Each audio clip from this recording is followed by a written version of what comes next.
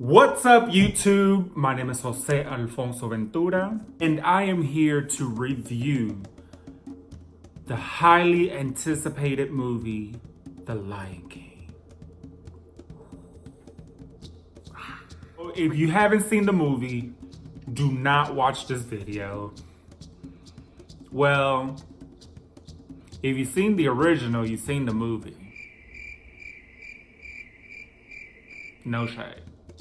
I am just starting out with my channel, so if you just so happen to stumble across this video, please hit subscribe, like this video, and leave me a comment. Let me know what you thought. Honest opinion about this movie, it was super duper hyped that I, in a way, was let down, I guess I want to say.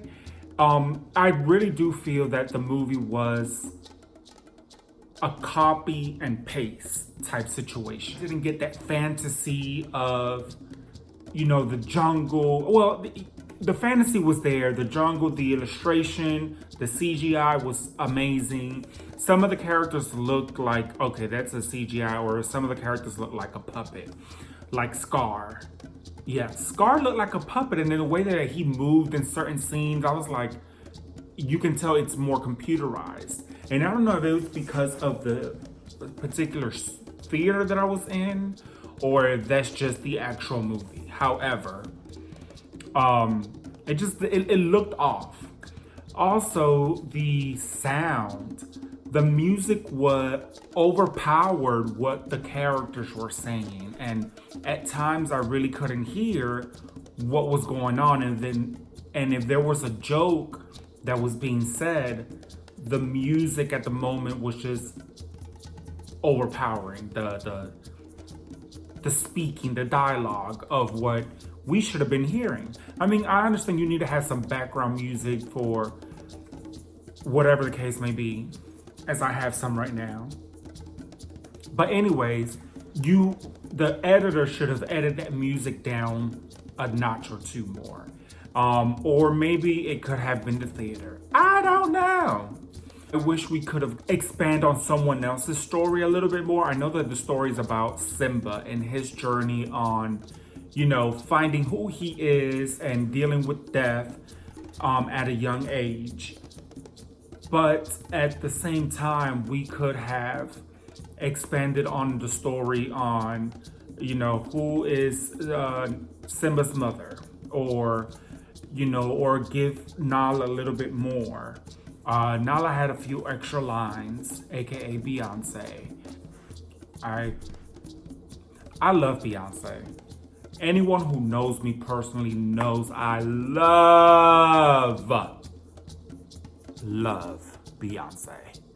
Let's get that clear. However, there was a particular line that really killed me, and I felt like I was at her concert because I was waiting for. There's a lot. Nala convinced Simba to come back to Pride Lands, and when they get there, Nala is talking to the other lions, and she says, "Lions, are you with me?" And at that moment, I kind of like woke back up because I kind of was like dozing off just a little. Lions, are you with me? And I was waiting for the next thing for her to say was 1, 2, 3, 4, and then Crazy in Love would came in. Like, I swear I was literally waiting for it because the way she delivered that line, it's like she was at her concert. And, I was here for it. I lived, but at the same time, I was like, this ain't your concert, boo. I guess the part that I was missing was the magic of the fairy tale. And a lot of things were cut out from the other movie, but it was still an exact copy. Like it was a copy shot for shot. Like it literally was plagiarized. And if this was school, if this was film school, he needs to, the director failed, expelled, banned. Like, no, you literally dropped the ball with this one, because even with the other remakes of the live actions that we have been getting, has given us the same story and at the same time giving it to us in a new way where they expanded on certain roles and even the scenery or or even updating the music. I feel like the music was the same. There was no updates to the music. Now I'm gonna compare The Lion King that just came out to the most recent live action that came out, which was Aladdin. Now, if you look at Aladdin and you look at The Lion King, they're both fairy tale movies. Now, the part with Aladdin is the genie, Will Smith, was able to take those songs that he had to perform and make them his own. Add different flavors, bring in a hip hop beat and all those other Will Smith isms to the movie to make it different and make the role his. Even the movie with the movie set and even at least we didn't get a copy of the palace from the cartoon version because that would have been boring. They gave us a different palace. Even with the costumes and it just, even on expanding on Jasmine's role, like giving her making her more of a feature and even adding her handsmaid. Is it her handsmaid? Her best friend who works for her. That made more sense. But when it came to The Lion King, like it literally was a copy for copy. And I understand that, this movie takes place in Africa in Pride on the Pride lands. But something else could have been added. More music could have been added. Different songs could have been added. We literally got the same songs that it's in the cartoon version. We got, the intro was needed because that's what's, the intro was definitely an amazing intro. It was a shot for shot reenactment from the cartoon. We got the intro. We got Can't Wait to Be a King. After Can't Wait to Be a King, what the next song was, Be Prepared by Scar, which that song, let me pause right there. We're going to put a pin, circle back around that. Be Prepared by Scar was such a letdown. Like, is Disney trying to play down on the villains on the remakes? Because I do not get villain. Like, he's supposed to be a dark, mystical villain who is angry and I feel like the villains on the remake went to therapy and kind of see a light on something and they're not as villain-esque as they supposed to be. They went to therapy. Oh, I'm so stupid. Anyways, Scar, like when he performed Be Prepared, I was like, this is it. Like, I don't even think he really sang it. I think it was more of a spoken word. It really was, because at the end of the performance, I was like, okay. It just didn't give it to me. The hyenas, girl, bye. Whoopi Goldberg should have came back and did her role, because these hyenas, man, you know what? Maybe the hyenas that they brought in is because the budget, 97% of the budget went to pay Donald Glover and Beyonce.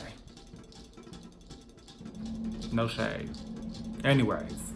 And maybe they couldn't afford to bring Whoopi Goldberg back. I don't know. So anyways, so back to the songs. We got Be Prepared. After Be Prepared, the next song was Hakuna Matata. After Hakuna Matata, we got Can You Feel the Love Tonight?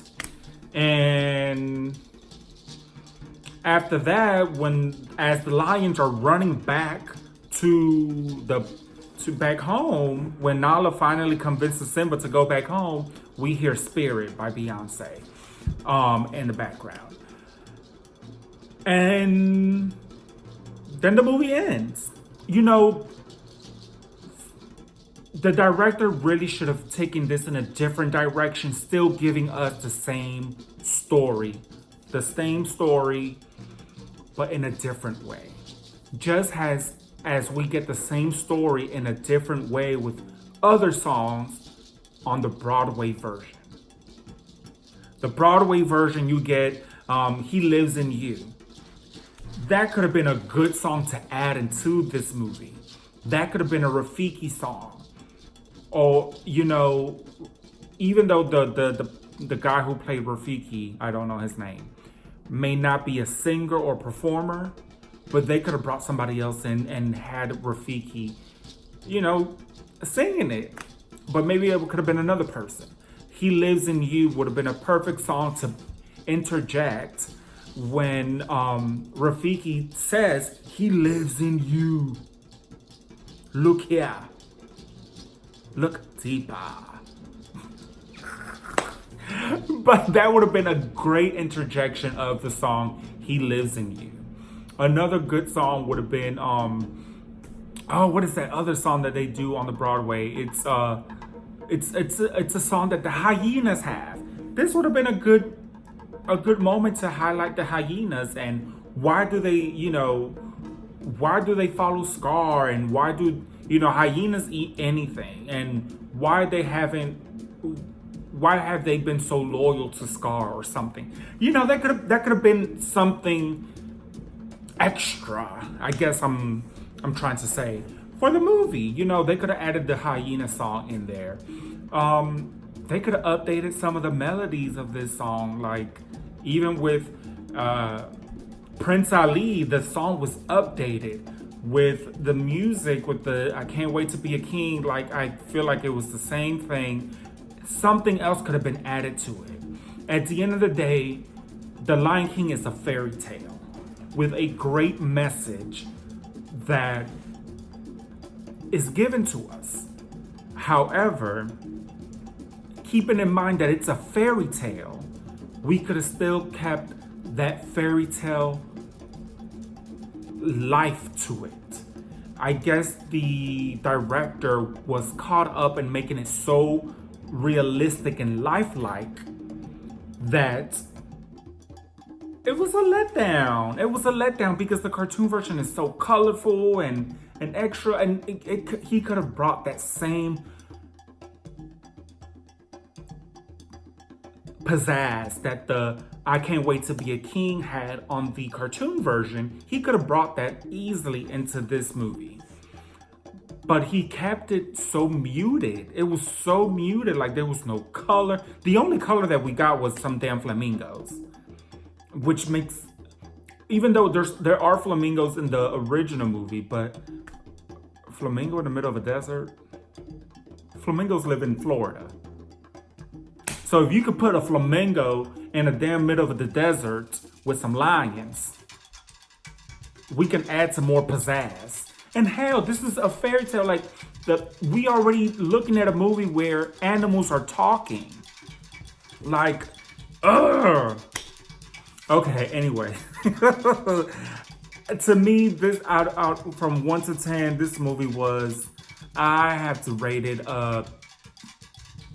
maybe a 5 or 4. Strong 4.